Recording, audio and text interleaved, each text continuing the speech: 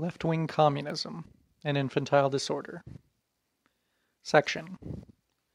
The struggle against which enemies within the working class movement helped Bolshevism develop, gain strength, and become steeled.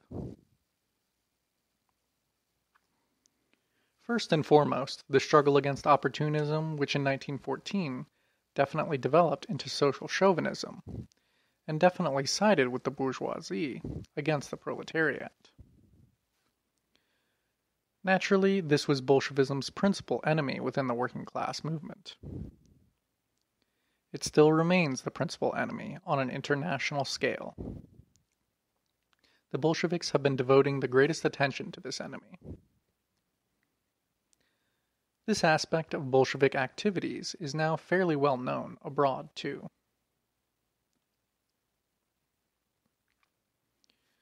It was, however, different with Bolshevism's other enemy within the working class movement. Little is known in other countries of the fact that Bolshevism took shape, developed, and became steeled in the long years of struggle against petty bourgeois revolutionism, which smacks of anarchism, or borrows something from the latter, and, in all essential matters, does not measure up to the conditions and requirements of a consistently proletarian class struggle. Marxist theory has established, and the experience of all European revolutions and revolutionary movements has fully confirmed, that the petty proprietor, the small master, a social type existing on a very extensive and even mass scale in many European countries,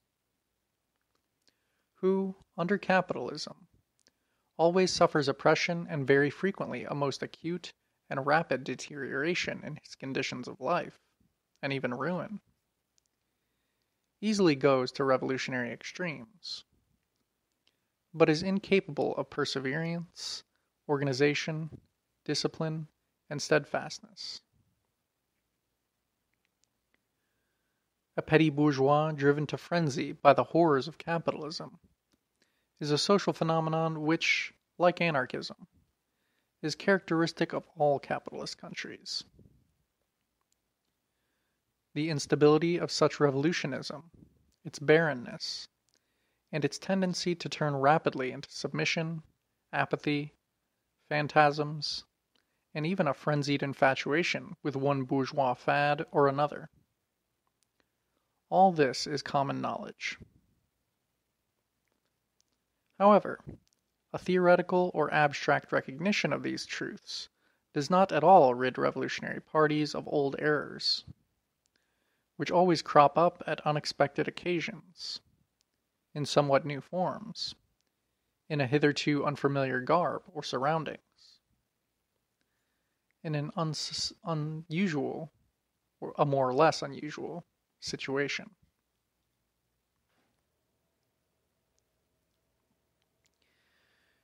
Anarchism was not infrequently a kind of penalty for the opportunist sins of the working class movement. The two monstrosities complemented each other. And if in Russia, despite the more petty bourgeois composition of her population as compared with the other European countries, anarchism's influence was negligible during the two revolutions of 1905 and 17.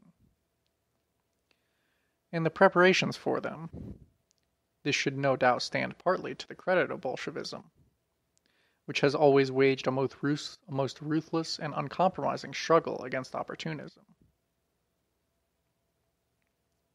I say partly, since of still greater importance in weakening anarchism's influence in Russia was the circumstance that in the past, the 70s of the 19th century, it was able to develop inordinately and to reveal its absolute erroneousness, its unfitness to serve the revolutionary class as a guiding theory.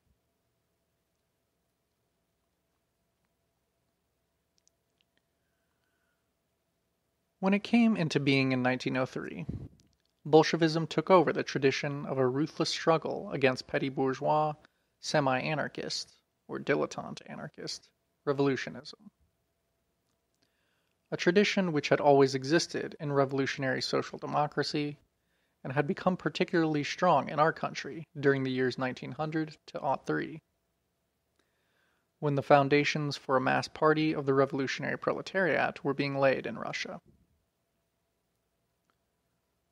Bolshevism took over and carried on the struggle against a party which, more than any other, expressed the tendencies of petty bourgeois revolutionism, namely the, quote, Socialist Revolutionary Party, and waged that struggle on three main issues.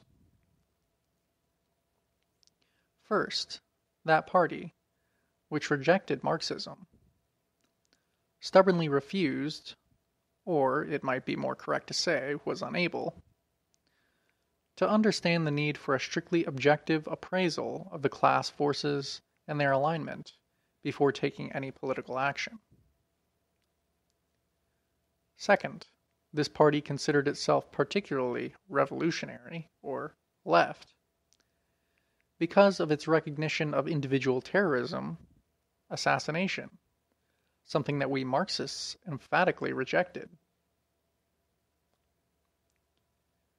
It was, of course, only on grounds of expediency that we rejected individual terrorism, whereas people who were capable of condemning, on principle, the terror of the Great French Revolution, or, in general, the terror employed by a victorious revolutionary party, which is besieged by the bourgeoisie of the whole world, were ridiculed and laughed to scorn by Plekhanov in 1900 to 03, when he was a Marxist and a revolutionary.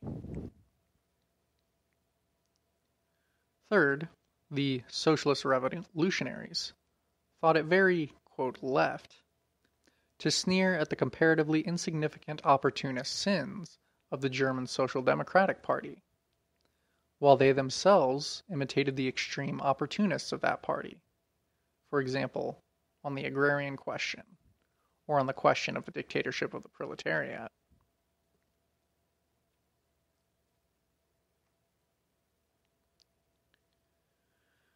Historically, incidentally, has now confirmed on a vast and worldwide scale the opinion we have always advocated, namely, that German revolutionary social democracy, note that as far back as 1900 to 03, Plekhanov demanded Bernstein's expulsion from the party, and in 1913, the Bolsheviks, always continuing this tradition, exposed Legien's baseness, vileness, and treachery, came closest to being the party the revolutionary proletariat needs in order to achieve victory. Today, in 1920, after all the ignominious failures and crises of the war period and the early post-war years, it can be plainly seen that, of all the Western parties, the German Revolutionary Social Democrats produced the finest leaders, and recovered and gained new strength more rapidly than the others did.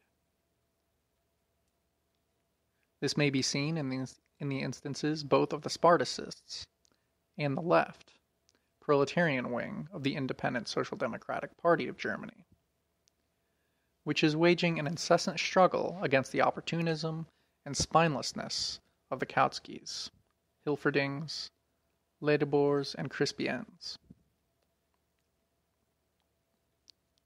If we now cast a glance to take in a complete historical period, namely, from the Paris Commune to the first Socialist Soviet Republic, we shall find that Marxism's attitude to anarchism in general stands out most definitely and unmistakably. In the final analysis, Marxism proved to be correct. And although the anarchists rightly pointed to the opportunist views on the state prevalent among most of the socialist parties, it must be said, first, that this opportunism was connected with the distortion and even deliberate suppression of Marx's views on the state. In my book, The State and Revolution, I pointed out that for 36 years, from 1875 to 1911, Bebel withheld a letter by Engels, which very clearly, vividly, bluntly and definitively expose the opportunism of the current social democratic views on the state. Second, that the rectification of these opportunist views and the recognition of Soviet power and its superiority to bourgeois parliamentary democracy proceeded most rapidly and extensively among those trends in the socialist parties of Europe and America that were most Marxist.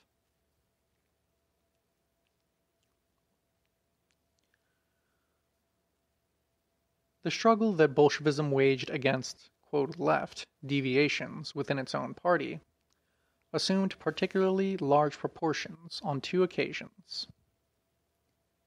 In 1908, on the question of whether or not to participate in a most reactionary parliament, and in the legal workers' societies, which were being restricted by most reactionary laws, and again in 1918, the Treaty of Brest-Litovsk, on the question of whether one, quote, compromise or another was permissible.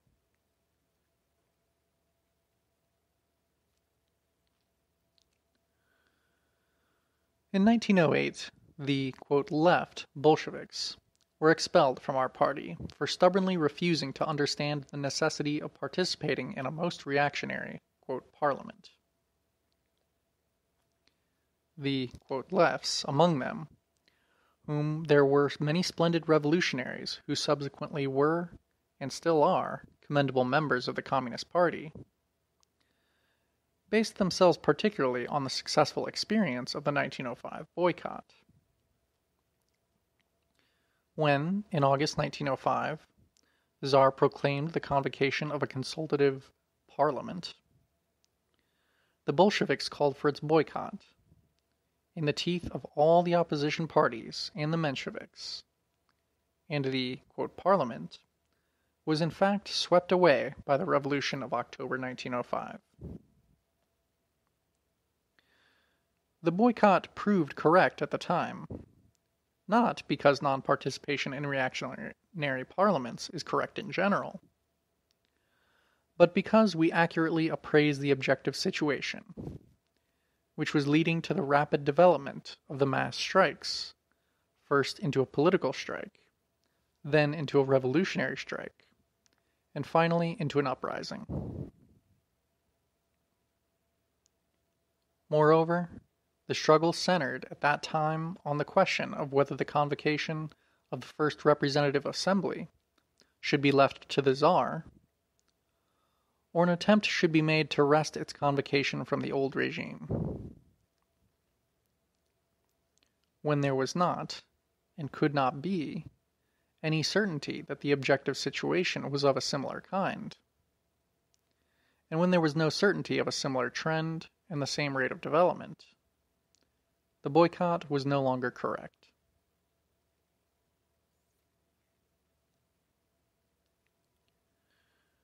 The Bolsheviks' boycott of, quote, parliament in 1905 enriched the revolutionary proletariat with highly valuable political experience and showed that when legal and illegal parliamentary and non-parliamentary forms of struggle are combined, it is sometimes useful and even essential to reject parliamentary forms.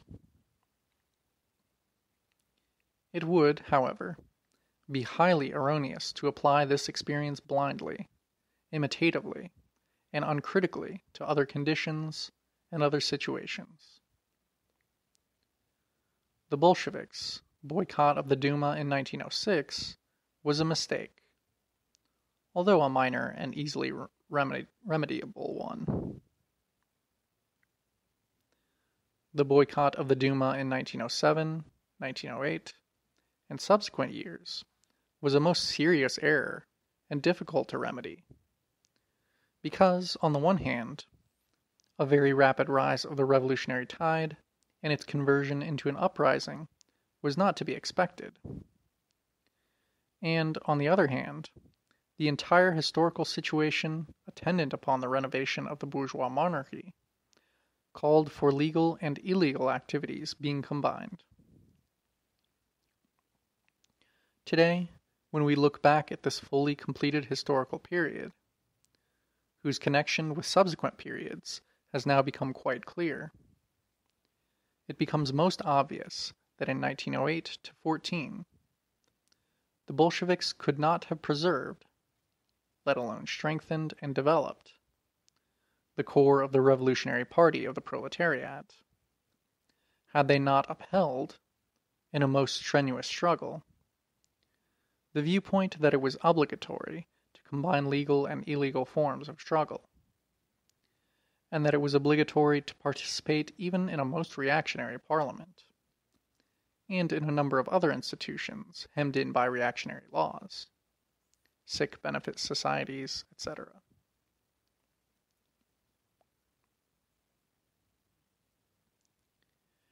In 1918, things did not reach a split. At that time, the, quote, left communists formed only a separate group or faction within our party, and that not for long. In the same year, 1918, the most prominent representatives of, quote, left communism, for example, Comrades Radek and Bukharin, openly acknowledged their error. It had seemed to them that the Treaty of Brest-Litovsk was a compromise with the imperialists, which was inexcusable on principle and harmful to the party of the revolutionary proletariat. It was indeed a compromise with the imperialists, but it was a compromise which, under the circumstances, had to be made.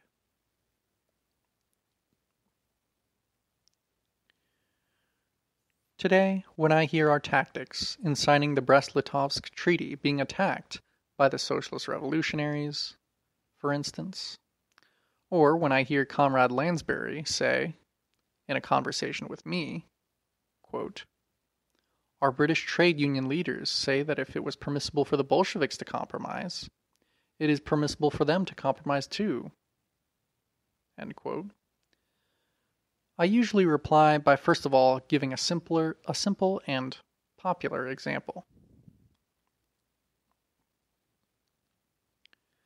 Imagine that your car is held up by armed bandits. You hand them over your money, passport, revolver, and car. In return, you are rid of the pleasant company of the bandits. That is unquestionably a compromise. Do et de. I give you money, firearms, and a car, so that you give me the opportunity to get away from you with a whole skin. It would, however, be difficult to find a sane man who would declare such a compromise to be inadmissible on principle, or who would call the compromiser an accomplice of the bandits, even though the bandits might use the car and the firearms for further robberies. Our compromise with the bandits of German imperialism was just that kind of compromise.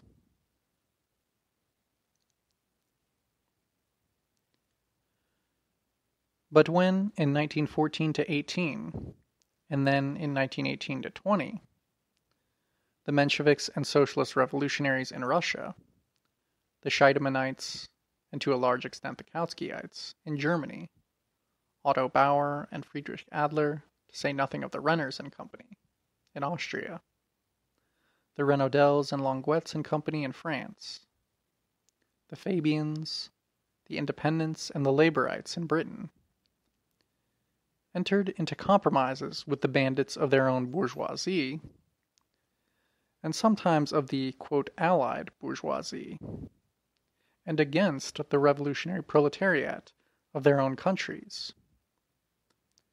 All these gentlemen were actually acting as accomplices in banditry.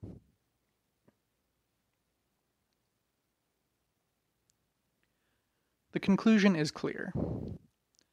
To reject compromises on principle, to reject the permissibility of compromises in general, no matter of what kind, is childishness, which it is difficult even to consider seriously. A political leader who desires to be useful to the revolutionary proletariat must be able to distinguish concrete cases of compromises that are inexcusable and are an expression of opportunism and treachery. He must direct all the force of criticism, the full intensity of merciless exposure in relentless war, against these concrete compromises, and not allow the past masters of, quote, practical socialism and the parliamentary Jesuits to dodge and wriggle out of responsibility by means of disquisitions on, quote, compromises in general.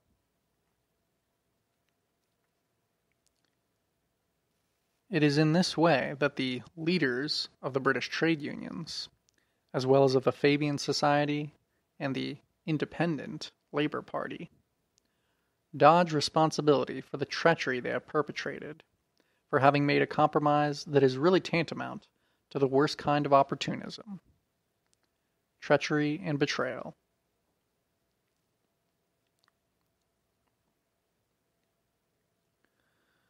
There are different kinds of compromises. One must be able to analyze the situation and the concrete conditions of each compromise, or of each variety of a compromise. One must learn to distinguish between a man who has given up his money and firearms to bandits so as to lessen the evil they can do and to facilitate their capture and execution, and a man who gives his money and firearms to bandits so as to share in the loot. In politics, this is by no means always as elementary as it is in this childishly simple example. However, anyone who is out to think up for the workers some kind of recipe that will provide them with cut and dried solutions for all contingencies, or promises that the policy of the revolutionary proletariat will never come up against difficult or complex situations, is simply a charlatan.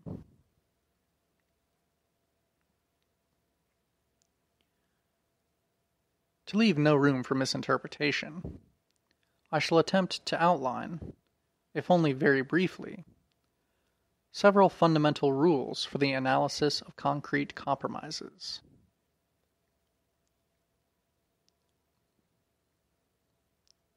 The party which entered into a compromise with the German imperialists by signing the Treaty of Brest-Litovsk had been evolving its internationalism in practice ever since the end of 1914. It was not afraid to call for the defeat of the Tsarist monarchy and to condemn defense of the country in a war between two imperialist robbers. The parliamentary representatives of this party preferred exile in Siberia to taking a road leading to ministerial portfolios in a bourgeois government.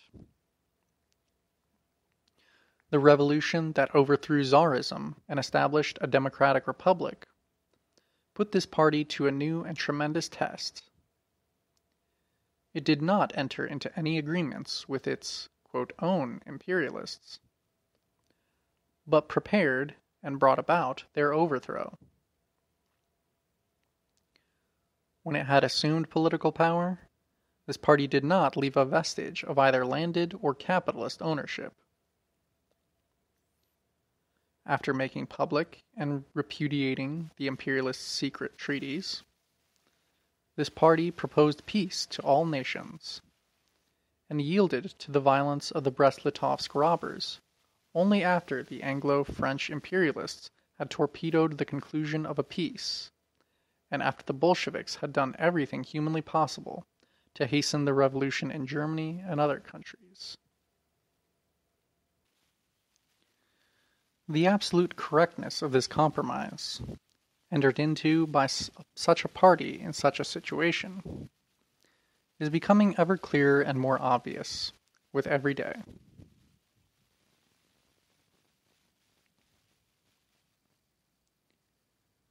The Mensheviks and the socialist revolutionaries in Russia, like all the leaders of the Second International throughout the world in 1914 to 20, began with treachery, by directly or indirectly justifying, quote, defense of country, i.e., the defense of their own predatory bourgeoisie.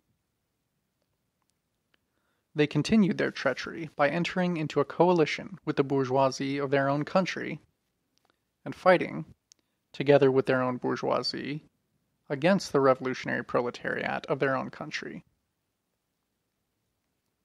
Their bloc, first with Kerensky and the Cadets, and then with Kolchak and Denikin in Russia, like the bloc of their confrères abroad with the bourgeoisie of their respective countries, was in fact desertion to the side of the bourgeoisie against the proletariat. From beginning to end, their compromise with the bandits of imperialism meant their becoming accomplices in imperialist banditry. End of section.